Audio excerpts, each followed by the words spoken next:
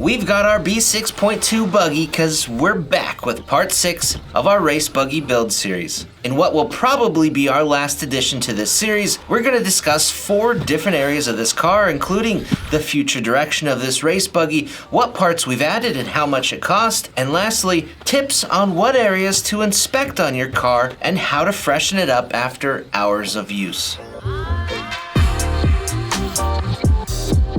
First, we've been asked by some of you the timeless RC question. How fast does this car go? Well, with a freshly charged pack, on carpet tires, weighing in at 1565 grams, this 17.5 turn stock two-wheel drive buggy reached a top speed of 32 miles an hour out in the AMain Hobbies parking lot. Second, what's the future direction of this race buggy? Well, we've been waiting to make this video because our local Silver Dollar RC Raceway was having fresh brand new carpet installed with a new layout. With this new carpet, I thought it'd be a great time for us to test and tune the buggy, maybe try out some different parts, some different tires. But the honest truth is, the car is absolutely dialed. The goal of this video series was to try to add parts and make changes to this buggy to really try to suit it to our particular track surface. And with everything we've done to the buggy and the different parts we've added to it to start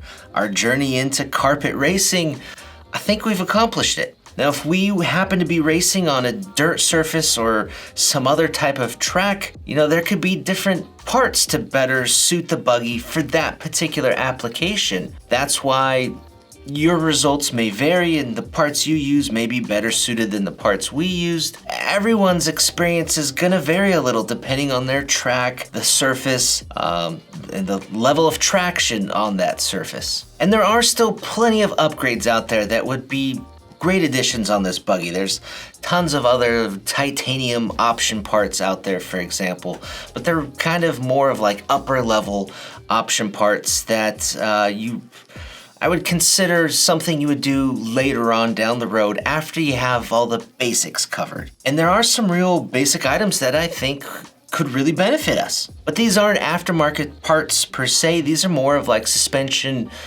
tuning, setup items. Some of these items that are great to have would be like different shock weight fluids, different diff weight fluids. Having the front and rear sway bar set is something that's great to have. Having different spring options available in your toolbox is also great. Something that's maybe softer and heavier than the stock springs on the car. When it comes time to tinker and experiment with the setup, these are all really great items to have on hand.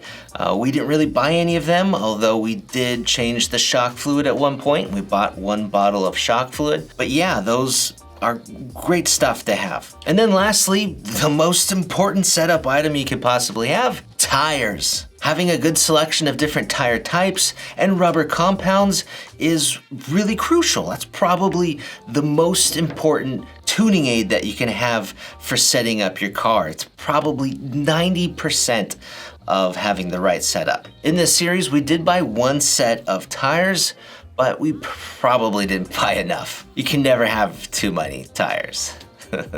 When our local track had the old carpet installed, the traction wasn't as high and we didn't have as much front steering as we wanted. So we tried to increase that front steering by buying a front brass bulkhead. Now that brass bulkhead did help out a little bit, but we would have been better served had we just purchased more aggressive front tires. Now that our local track has brand new fresh carpet, the traction is really high. And the tires that we were using that used to not hook up as well work really well. So in the future, going forward with this buggy, one of the goals is to remove that heavy front brass weight and then to just tune our steering with our suspension setup and then our tires. And removing that weight will drop 30 grams, which is quite a bit for a stock buggy. The last thing moving forward is just practice, practice, practice. Really hone in on the setup, finding tires that work really well when the carpet is low and high traction.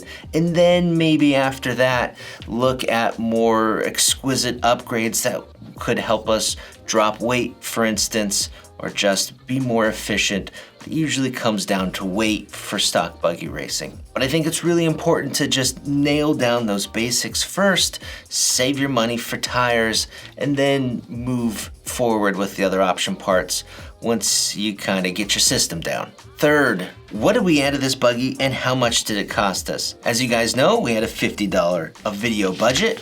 So in video 1, we bought some basic items. We bought a ProTech 30mm aluminum fan, Tamiya white paint, double-sided tape, and a universal chassis protector that totaled $43.97. In video 2, we bought a ride height gauge, a camber gauge, a direct spur gear mount, and the matching spur gear for that mount, and that totaled $43.46. Now in part 3, we added the aluminum steering rack, aluminum bell cranks, aluminum servo grommets, and the aluminum servo horn, totaling $48.96. Now in part 4, we went over budget just a little bit, but we added pre-mounted cactus rear tires and then that brass bulkhead for $50.48. And in part 5, we added 35 weight shock fluid, a lightweight pinion gear, and an angled fan mount at $31.93.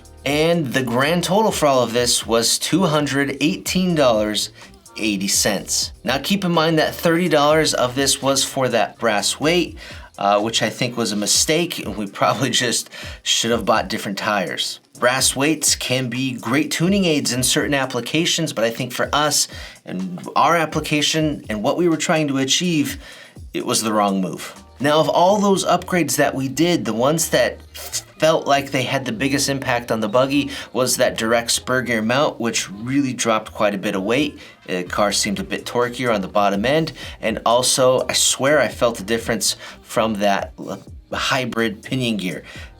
It only dropped like an ounce or so, or not an ounce, like a gram, 2 grams, but I swear I could feel the car being a little bit punchier. And then lastly was that angled fan mount. We messed around with the fans and temps quite a bit and extending the fan a little bit further away from the motor. That really helped improve motor temps quite a bit. If you look at the aluminum steering parts that we bought, those are about $48. Those are really great to have on high traction surfaces like the carpet we're racing on. But for somebody who's racing on a dirt surface, those parts aren't quite as important. So we probably wouldn't have picked up those parts had we been racing on dirt. But it's always recommended still to have an aluminum servo horn, so we would have been using one of those. So in the end, we wasted a little money and made some mistakes with the car, but we definitely gained some knowledge and experience for our first time carpet racing. And I think we have a better understanding on what to do and change now to achieve the desired result we're looking for as we move forward. And fourth, after hours of use on a 2-wheel drive buggy or really any race vehicle, what should you be checking for wearing out, and how should you freshen it up? Now that we have a good amount of time on our car, there are some areas that need some attention. Some things to keep an eye out can be really simple. On our buggy, the Velcro on the body and the chassis are already starting to peel off, and it's mainly because we race in such a high temperature area. But other really good areas to keep an eye out on are your differential outdrives and then the pins on your drive shafts that slide into those outdrives. After a lot of use, the pins will actually develop flat spots as they form grooves into the outdrives. When those pieces start to wear out, it happens over time, you're definitely going to want to replace them. For modified vehicles, it happens a lot sooner than with stock vehicles. It's also always important to inspect and check your suspension to make sure that there's no binding. We just made a whole video on suspension binding. It's really crucial that all the mechanical parts move freely, and if there's any bent hinge pins, to replace them. Suspension slop is also very common, so it's great to just check the suspension arm, see how freely different pieces move around, the arms, the caster blocks, the rear hubs, all those plastic areas over time will develop slop, as well as plastic steering parts, so you can just freshen up those areas by just replacing those plastic parts with new ones. After a while, it's also good just to ensure your transmission runs smoothly and there's no friction. In this case, we can just pop off that pinion gear and give the tires a spin and ensure that they move really smoothly without any friction or binding. Now, to go along with that, inspecting and checking the bearings is also a great idea to do every once in a while, because eventually they just do get dirty, they get cruddy, they start to bind up there and just become not nearly as smooth as they used to be. You can spray them out with nitro cleaner to clean them and re-oil them with a bearing specific oil, or it's just more convenient to place new bearings in those spots. If you're in an off-road track application, those bearings are going to get a lot dirtier than like what we're doing out on that carpet where it's relatively clean.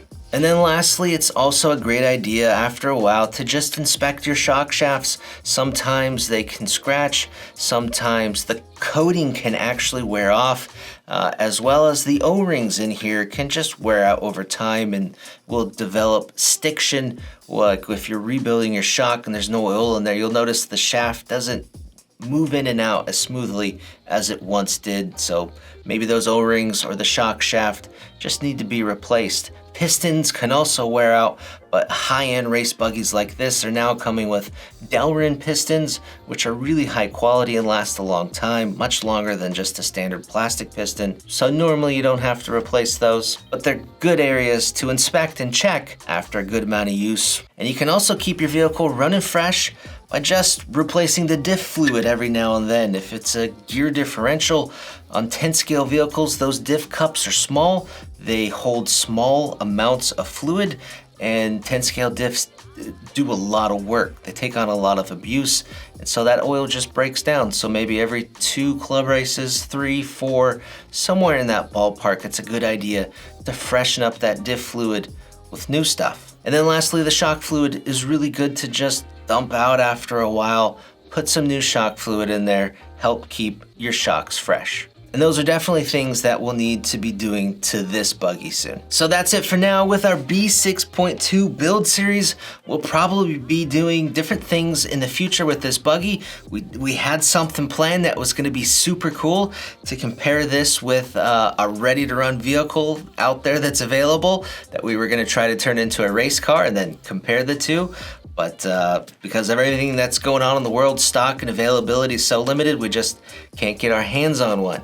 Soon though, we're gonna go out and take this buggy and do some more fan testing with it. It's not gonna necessarily be a part of this build series, but it should be really cool, the testing and the results that we find out. I hope you guys enjoyed this video and the build series on the B6.2. This car has been a lot of fun to tinker on, to play with, and mainly to just go out and drive. If you guys like this video, give it a like, hit that subscribe button if you haven't, and leave any questions or comments down below. I'm Brett from AMain Hobbies.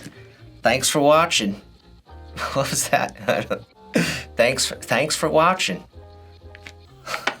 I don't know.